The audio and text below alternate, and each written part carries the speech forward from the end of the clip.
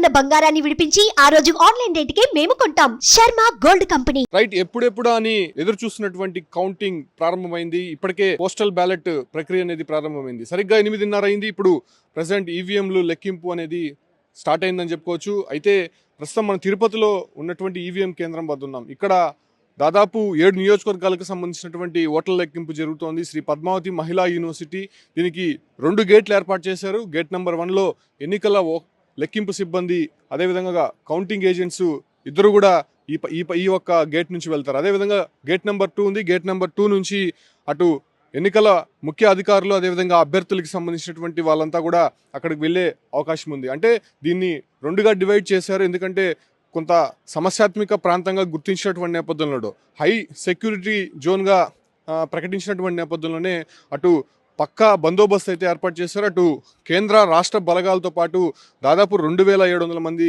Police బలగాలు ఇక్కడ భద్రతా విషయంలో ఉన్నాయని చెప్పుకోవచ్చు. అంటే పోలింగ్ సందర్భంగా జరిగినటువంటి ఘర్షణ నేపథ్యంలోనే అటు తిరుపతి జిల్లా వ్యాప్తంగా కూడా పోలింగ్ నుంచి కూడా 144 సెక్షన్, అదేవిధంగా 30 పోలీస్ యాక్ట్ అమల్లో ఉందని చెప్పుకోవచ్చు. అయితే ఇవాళ సరిగ్గా 7 గంటల ప్రాంతంలో మొదటగా మాక్ కౌంటింగ్ జరిగింది. అంటే కౌంటింగ్కి సంబంధించినటువంటి సిబ్బందికి కొంత అవగాహన చేసే కార్యక్రమం జరిగింది. అయితే సరిగ్గా 8 గంటల ప్రాంతంలో పోస్టల్ బ్యాలెట్ అనేది స్టార్ట్ అయింది. పోస్టల్ బ్యాలెట్ అరగంట తర్వాత ఈవీఎం కౌంటింగ్ అనేది స్టార్ట్ అయిందని చెప్పుకోవచ్చు. ఇప్పటికే స్టార్టింగ్ మొదట్లోనే అక్కడ ఉన్నటువంటి సిబ్బంది కావచ్చు, అందరూ కూడా ఇన్ టైంలోనే లోపలికి చేరుకోవాలని చెప్పి కూడా ఇన్స్ట్రక్షన్స్ ఉన్నప్పటికీ కూడా ఇప్పటికే సిబ్బంది అంతా కూడా లోపలికి వెళ్ళిపోయినటువంటి పరిస్థితి. 7 నియోజకవర్గాలకు సంబంధించినటువంటి అభ్యర్థులు కూడా లోపలికి వెళ్ళిపోయారు. దాంతోపాటు కూడా తిరుపతికి సంబంధించి దాదాపు 46 మంది అభ్యర్థులు ఉన్నారు కాబట్టి వాళ్ళని కొంత లిమిటేషన్స్, అంటే ప్రాధాన్యత క్రమంలోనే వాళ్ళని దగ్గరగా పంపించే ప్రయత్నం అయితే చేస్తున్నారు. దానికి సెకండ్ బార్కెట్లో మిగతా వాళ్ళని ఉంచే ప్రయత్నం అయితే చేస్తున్నారని చెప్పుకోవచ్చు. సరిగ్గా 8:30 ప్రాంతంలో ఈవీఎంలు స్టార్ట్ అయ్యాయి కాబట్టి ఇంకా అప్పటి నుంచి కూడా ప్రతి అప్డేట్ అనేది ఇస్తూ ఉన్నారు. అయితే 7 నియోజకవర్గాలకు సంబంధించి మొదటగా సత్యవేడు, నగిరి, శ్రీకాళహస్తి ఫలితాలు వెలువడే అవకాశం ఉంటుంది. చంద్రగిరి నియోజకవర్గానికి సంబంధించి కొంత ఆలస్యమయ్యేటువంటి అవకాశం కనిపిస్తూ ఉంటుంది. అయితే ఉమ్మడి చిత్తూరు జిల్లా వ్యాప్తంగా 78.63% ఓట్లు పోలయ్యాయని చెప్పుకోవచ్చు. అటు తిరుపతి జిల్లాలో మొత్తం పోలైన ఓట్లు ఒకసారి మనం చూసుకుంటే 14,25,540 ఓట్లు తిరుపతి జిల్లా, అంటే 7 నియోజకవర్గాలకు సంబంధించి పోలయ్యాయి. అదేవిధంగా చిత్తూరు జిల్లాలో ఒకసారి చూసుకుంటే 82.65% అక్కడ ఓట్లు అనేది నమోదయ్యాయి. అంటే గతంలో పోల్చుకుంటే ఈసారి బాగా ఓట్లు నమోదైనటువంటి పరిస్థితి స్పష్టంగా కనిపిస్తోంది.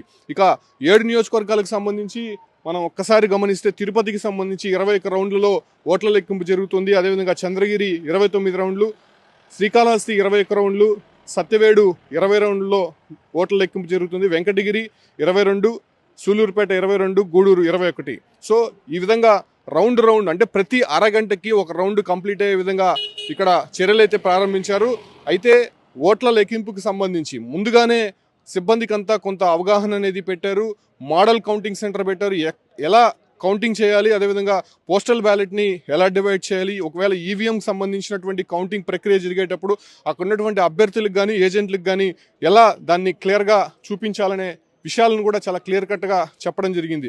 అయితే ఈ ప్రొసీజర్ అనేది కంప్లీట్గా మనం ఇక్కడ చూడొచ్చు. ఎస్వి యూనివర్సిటీ, మహిళా యూనివర్సిటీకి సంబంధించినటువంటి రోడ్ అంతా కూడా దాదాపు పోలింగ్ నుంచి క్లోజ్ చేసినటువంటి పరిస్థితి. ఇక్కడ కొంత ఘర్షణ వాతావరణం జరిగింది కాబట్టి ఆ ప్రాంతంలో మొత్తం కూడా 144 సెక్షన్ పోలీస్ 30 యాక్ట్ అమల్లో ఉందని చెప్పుకోవచ్చు. అంటే జిల్లా వ్యాప్తంగా దాదాపు 133 సమస్యాత్మక కేంద్రాలుగా గుర్తించారు. దాంట్లో స్థానికంగానే కాకుండా అటు కేంద్ర బలగాలను కూడా ఉంచినటువంటి పరిస్థితి మనం చూస్తున్నాం. చాలా క్షుణ్ణంగా తనిఖీ చేస్తున్నారు. ఇక్కడ బాంబ్ స్క్వాడ్తో పాటు ఇక్కడ మొత్తం కూడా అంటే లోపలికి వెళ్ళేటువంటి వారిని సెల్ ఫోన్స్ కంప్లీట్గా అలౌ చేయడం లేదు. వాళ్ళకి ఇచ్చినటువంటి గుర్తింపు కార్డు ఖచ్చితంగా చూడాలి. అదేవిధంగా మద్యం సేవించే ఎవరు కూడా లోపలికి వెళ్ళేటువంటి అవకాశం లేదు. ఖచ్చితంగా ఇక్కడ అన్ని ప్రక్రియ పూర్తయితే తప్ప లోపలికి పంపించే పరిస్థితి అయితే లేదు.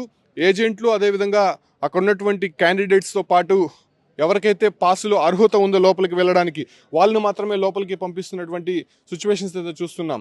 అయితే ఇవాళ 10 గంటల ప్రాంతంలోనే ఒక కొలిక్కి వచ్చేటువంటి అవకాశం ఉంటుంది. ప్రధానంగా చంద్రగిరి నియోజకవర్గానికి సంబంధించి కొంత లేట్ అయ్యేటువంటి అవకాశం ఉంటుంది. ఎందుకంటే అక్కడ పోలింగ్ కేంద్రాలు ఎక్కువ, రౌండ్లు కూడా ఎక్కువ కూడా ఉన్నటువంటి పరిస్థితి. అదే రకంగానే తిరుపతికి సంబంధించి కూడా కొంత ఆలస్యమయ్యేటువంటి అవకాశం కనిపిస్తూ ఉంది.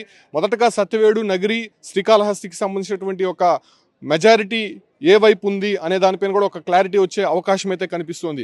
ఇప్పుడే ప్రారంభమయ్యాయి కాబట్టి ఫస్ట్ పోస్టల్ బ్యాలెట్కి సంబంధించినటువంటి ఓట్ల లెక్కింపు జరుగుతోంది. పోస్టల్ బ్యాలెట్ అనేది పేపర్స్లో ఉంటుంది కాబట్టి దాన్ని కౌంట్ చేసే విధంగా, అంటే దానికి సంబంధించి డిక్లరేషన్ కానీ ఇలాంటి అఫిడవిట్ ఇవన్నీ ఉంటాయి కాబట్టి అవి ఖచ్చితంగా వేసేటువంటి విధంగా, అంటే ఈ మధ్య కోర్టు కూడా ఒక డైరెక్షన్ ఇచ్చింది, ఖచ్చితంగా దానిపైన సీల్ లేకపోయినా పర్లేదు, ఓట్ల లెక్కింపు అనేది చేయొచ్చు అనే దానిపైన కూడా కోర్టు ఇచ్చినటువంటి డైరెక్షన్స్ ప్రకారమే ఇప్పుడు కౌంటింగ్ జరుగుతోందని చెప్పుకోవచ్చు.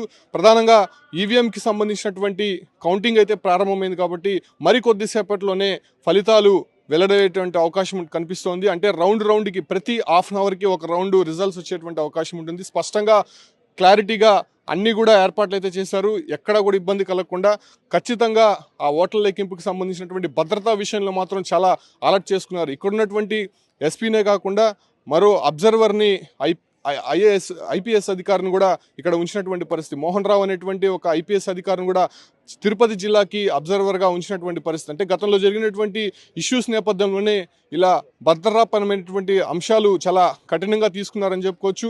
144 సెక్షన్ అమల్లో ఉంది కాబట్టి కౌంటింగ్ తర్వాత ఎవరు కూడా అభ్యర్థులు అటు విజయోత్సవ ర్యాలీలు కావచ్చు, ఇలాంటి టపాసులు కాల్చడం ఇలాంటివేవి కూడా చేయకూడదని చెప్పి ఇప్పటికే పోలీస్ ఇన్స్ట్రక్షన్స్ ఉంది. దాని ప్రకారం ఎవరైనా నడుచుకోకపోతే మాత్రం ఖచ్చితంగా కఠిన చర్యలు ఉంటాయని చెప్పి కూడా చెప్తున్నారు. సో ఈ రకంగా పోలింగ్ కేంద్రాల వద్ద ఎలాగైతే అప్పుడు భద్రతా విషయంలో చర్యలు తీసుకున్నారు, అదే రకంగా కౌంటింగ్ సంబంధించి కూడా ఏర్పాట్లు అయితే చేస్తున్నారు. ప్రస్తుతం ఈవీఎం కౌంటింగ్ అయితే ప్రారంభమైంది. మరికొద్దిసేపట్లోనే తుది ఫలితాలు వెల్లడయ్యేటువంటి అవకాశంలో ఉమ్మడి చిత్తూరు జిల్లా వ్యాప్తంగా అవకాశం ఉందని